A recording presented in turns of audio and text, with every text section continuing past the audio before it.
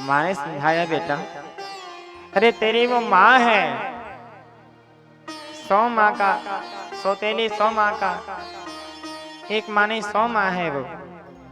क्या हुआ? अरे माँ तो माँ होती, माँ ने डांट दिया तो क्या गलत कर दिया? और बेटा रोता क्यों है? ध्रुव जी ने कहा, माँ मैं इसलिए नहीं रोता हूँ कि सिंहासन से उतार करके नीचे ढकेल दिया। मैं इसलिए रोता हूँ माँ कि उसने आपको अभागिन कहा, आपको गाली दिया। अच्छा तो बेटा क्या गलत किया? मैं अभागिन हूं तो बोला? मैंने तुझे क्या दिया? कुछ दिया आज तक? नहीं दिया। हा? तुमने मुझसे पिता का नाम पूछा, मैंने पिता का परिचय नहीं बताया। तुम पूछते रहे माँ मेरे पिता कौन है, मैं बता नहीं पाए।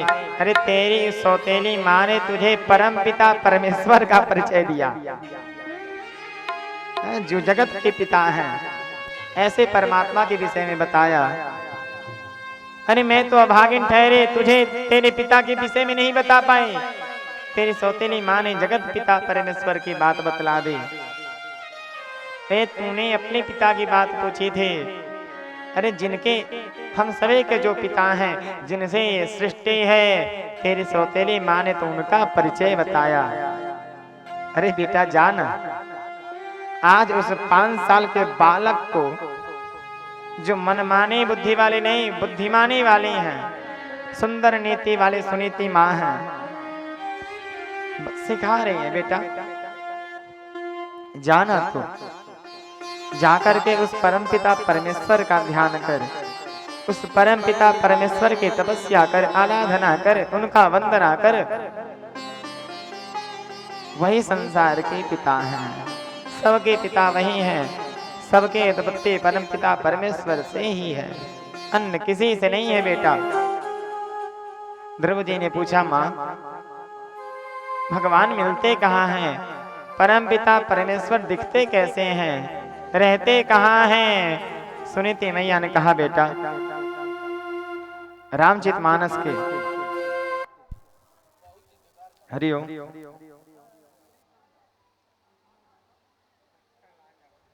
हरिओम राधे श्याम।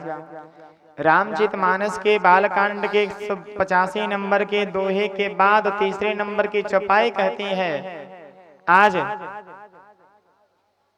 सुनीति मैया समझाते हैं बेटा कि हरि व्यापक सर्वत्र समाना, अब प्रेम अति प्रकट होई में जाना।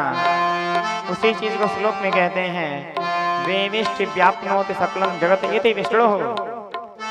इस पूरे संसार में भगवान विष्णु ही व्याप्त हैं, अभी तो कोई दूसरा नहीं है।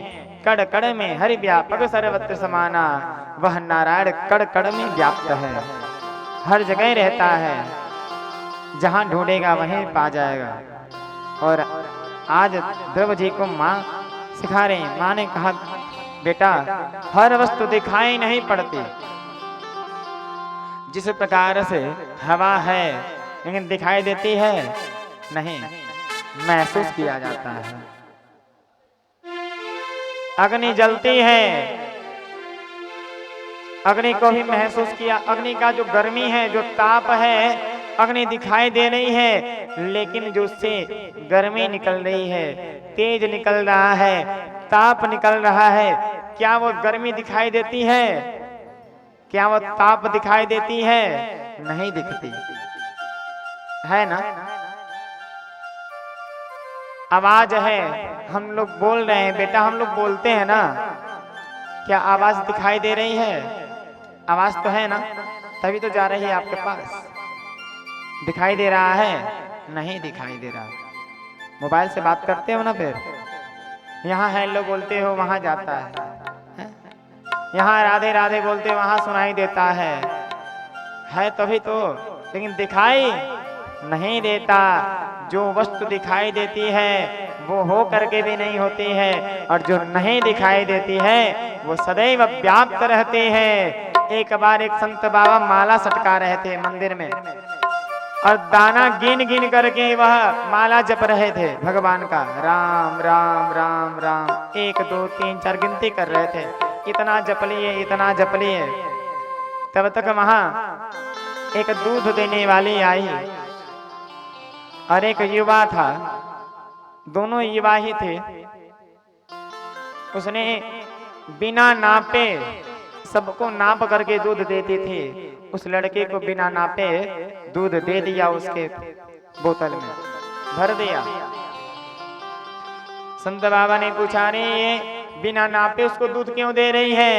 तो एक ने कहा, एक सज्जन ने, ये दोनों एक दूसरे से प्रेम करते हैं, इसलिए जिससे प्रेम करते हैं उसको बिना नापे दे दिए।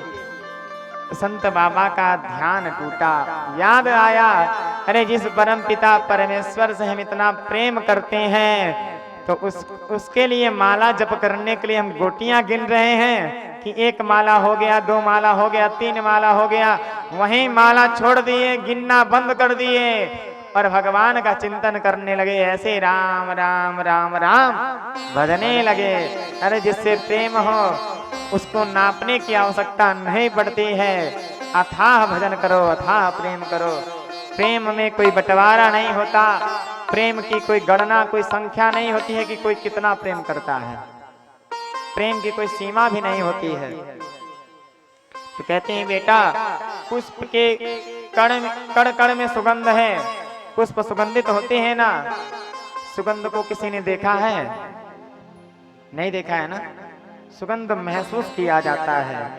सुनीति माँ बुद्धिमानी है, संस्कार दे रही है, बेटा पुष्प के कण कण में सुगंध है, दिखाई नहीं देता, और दूध के कण कण में घी है। क्या है? घी है ना दूध में, दिखाई देता है? नहीं दिखाई देता। और उसी दूध को दही जमाओ, मथो, मक्खन बनाओ, तपाओ, तब जाकर के घी निकलता है। उसी प्रकार इस संसार में ठाकुर जी हर जगह व्याप्त हैं, लेकिन पहले इस शरीर रूपी दही का मंथन करो, मथो, इसमें भाव लाओ, ज्ञान लाओ, वैराग्य लाओ, तप करो, तब जाकर के भगवान दिखाई देंगे। बोलो प्रेम से श्री राधे श्याम। क्योंकि माँ कौन है? माँ अरे ममता की मूरत है माँ, करुणा की सागर है माँ, दया की सागर है माँ। अगर आजकल की माताएं होती ना, किसी के बेटा को कुछ बोल दिया जाए तो कुछ पूछेंगी बाद में, पहले जाकर के 2-2 झोटा करेंगी, इनकी चुटिया पकड़ करके घसीटना शुरू कर देंगे, तुमने मेरे बेटा को ढकेला कैसे, बोला कैसे। लेकिन बुद्धिमानी रूपी माँ ने बेटे को कहा, रे वो भी माँ है, और माँ का कर्तव्य है बेटे को डांटना। डांट ही दिया तो क्या गलत कर दिया। आइए माँ की महिमा को श्रवण करें।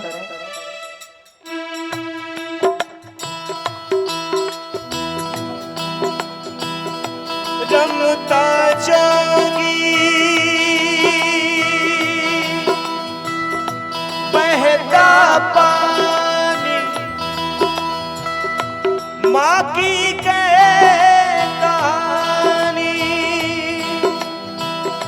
माँ का नाम सदा रहता है,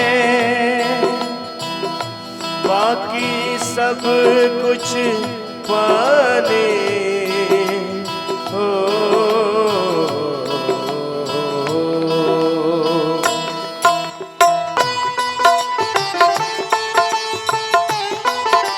दोनों हाथ खोल करके माही मंदिर माही पूजा,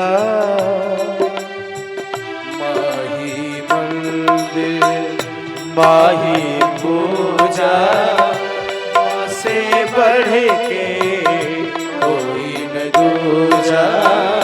माही मंदिर माही पूजा, माँ से बढ़ के कोई न दूजा। माही मंदिर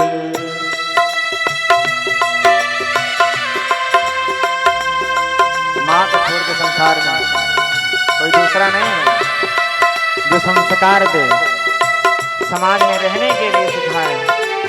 माँ तो ममता की मूरत है प्रभु, माँ की सेवा करो।